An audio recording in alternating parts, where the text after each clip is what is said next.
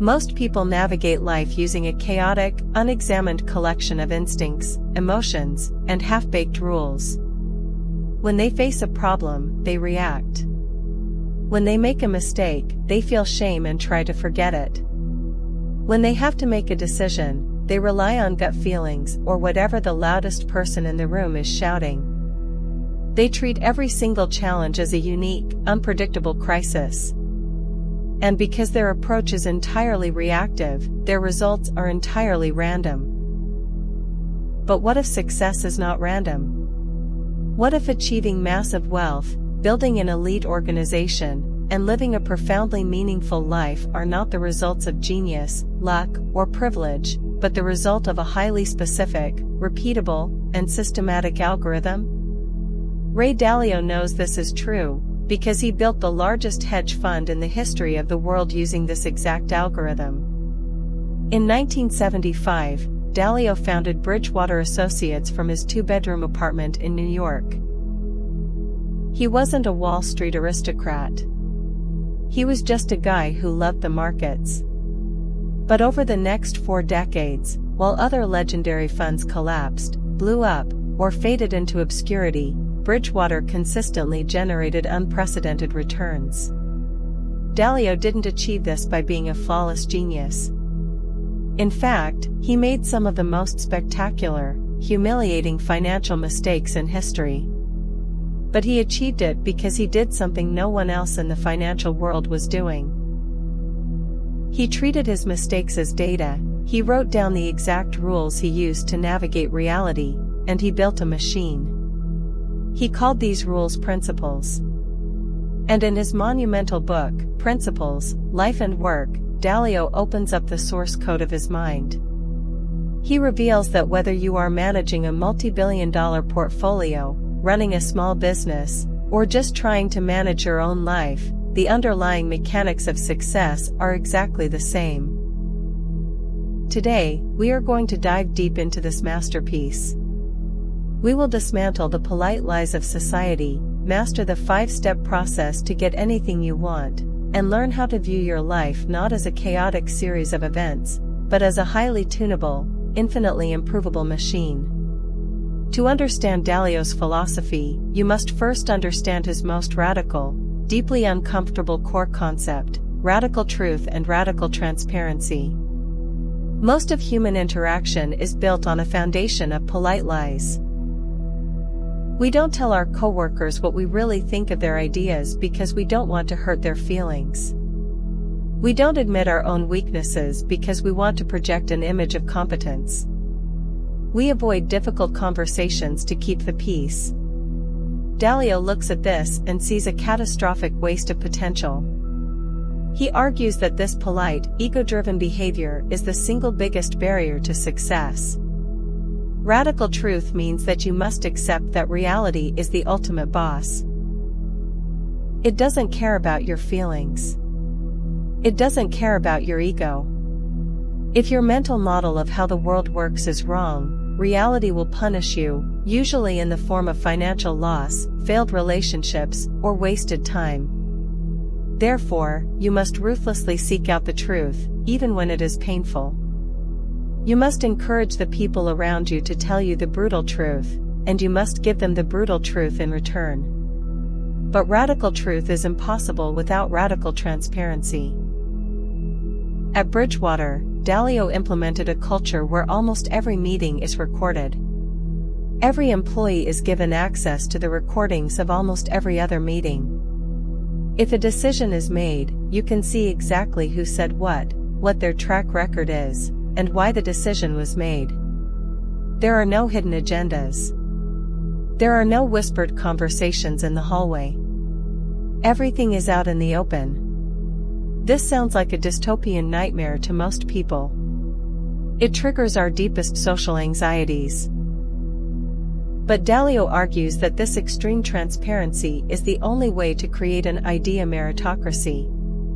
In an idea meritocracy, the best ideas win, regardless of who they come from. It doesn't matter if the idea comes from the CEO or the lowest level intern. What matters is the quality of the idea, and the believability of the person proposing it. By making everything transparent, you strip away office politics, you strip away hierarchy, and you strip away ego. You are left with nothing but the raw, unfiltered truth. And when you have the truth, you can make the right decisions. But how do you handle the inevitable moments when the truth hurts? When you make a massive mistake? This brings us to the second foundational pillar of Dalio's philosophy: pain plus reflection equals progress. Most people are terrified of pain. When they fail, when they lose money, when they get their heart broken, they want to numb the pain. They distract themselves. They blame others. They bury the memory as deep as they can. Dalio argues that this is the worst possible reaction. Pain is not a punishment. Pain is a signal. It is the universe's highly effective, deeply uncomfortable way of telling you that your understanding of reality is flawed. When you experience pain, you have a choice. You can run from it, in which case you will repeat the exact same mistake in the future. Or, you can lean into it. You can reflect on it. You can ask, what principle did I violate here? What was the flaw in my thinking? If you do this, the pain transforms into progress. You extract a lesson from the suffering, you write it down as a new principle, and you update your mental software. Dalio credits his greatest successes to his most painful failures. When he made a massive miscalculation in the early 1980s that cost him millions and forced him to lay off his entire staff, the pain was excruciating. But he didn't run from it. He reflected on it. He realized his blind spot was overconfidence. He wrote down a new principle: never be so confident in a bet that you don't know how to handle being wrong. That single principle, born from agonizing pain, saved his firm and paved the way for decades of unprecedented success. You must adopt this formula. You must stop viewing mistakes as personal character flaws, and start viewing them as high-value data points. Every time you fail, you are being handed a free upgrade to your operating system. But only if you have the courage to reflect. Once you have embraced radical truth and learned to extract progress from pain, you need a systematic way to actually achieve your goals. Dalio provides this in the form of the 5-step process. He argues that no matter what you want in life, the path to getting it always follows these exact 5 steps. Step 1 is goals. You must know what you actually want. Most people never do this. They have vague, contradictory desires. You cannot pursue everything at once. You must choose your true goal and commit to it. Step 2 is problems. Once you have your goal, you must identify the problems standing in your way. And here is the crucial part: you must not tolerate them. Most people see a problem and just accept it as a fact of life. Dalio says you must look at the problem as a machine malfunction that demands a fix. Step 3 is diagnosis. This is where most people fail. They see a symptom and try to treat the symptom. Dalio demands that you find the root cause. You must distinguish between the symptoms and the actual disease. You must ask, is this problem caused by a flaw in the design of the machine, or is it caused by a specific person failing to execute? You cannot move forward until you have accurately diagnosed the root cause. Step 4 is design.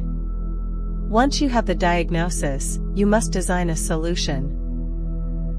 You build a plan to get around the problem. You tweak the machine. You change the workflow. You alter the incentives. Step 5 is doing. You must execute the design with self-discipline. You must do the work. These 5 steps form a continuous loop. You set a goal, you hit a problem, you diagnose it, you design a solution, you execute it, and then you set a new goal. The secret to success is not being good at all 5 steps. Nobody is good at all 5. The secret is knowing which steps you are bad at, and relying on other people who are highly skilled in those areas. If you are a great visionary but terrible at execution, you must partner with a great executor. If you are great at execution but terrible at diagnosis, you must hire a brilliant diagnostician. You build a team that covers your blind spots. This brings us to the most critical, high-leverage concept in the work principles: believability-weighted decision-making. How do you make decisions in a complex world? The traditional corporate world uses a democracy. One person, one vote. Dalio thinks this is idiotic. If you are flying a plane, you don't take a vote on which way to turn the yoke. You listen to the pilot. But the opposite of a democracy is a dictatorship, where one smart person makes all the decisions. Dalio argues this is also flawed, because even the smartest person has massive blind spots and will eventually make a fatal error. The solution is believability-weighted decision-making. You gather opinions from multiple people, but you do not weight them equally. You weight them by believability. A believable person is someone who has a proven track record of success in the specific area you are asking about, and who can logically explain their cause and effect reasoning. If a junior employee with no track record gives you an opinion, it has low believability. If a senior engineer with 20 years of experience and a history of correct predictions gives you an opinion, it has high believability. You listen to everyone, but you give significantly more weight to the highly believable people. To do this effectively, you must know your people. At Bridgewater, every employee has a baseball card. Just like a baseball card shows a player's batting average and home runs, these cards show an employee's specific strengths, weaknesses, and historical performance in various tasks. If you need to make a decision about a marketing strategy, you look at the baseball cards and see who has the highest believability score in marketing.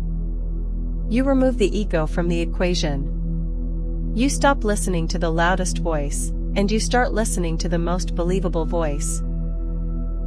Finally, to execute all of this at scale, you must adopt the ultimate mindset shift. You must manage as someone designing a machine. Most people are trapped inside the machine. They are the gears, turning every day, reacting to the inputs, stressed by the outputs. Dalio demands that you step outside the machine.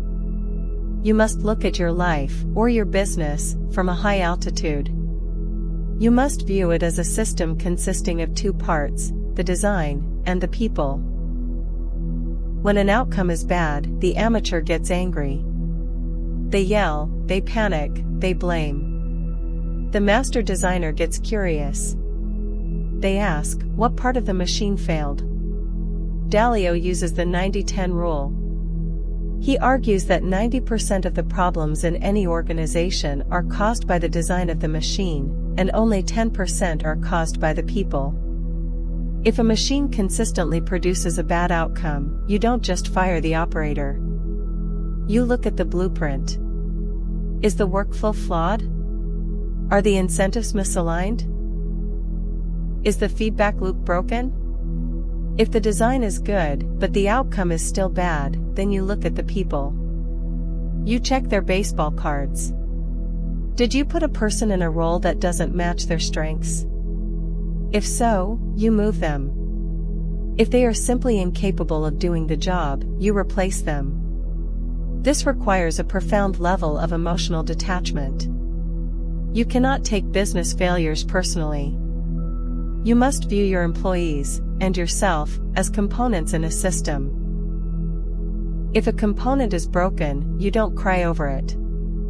You replace it or you fix it.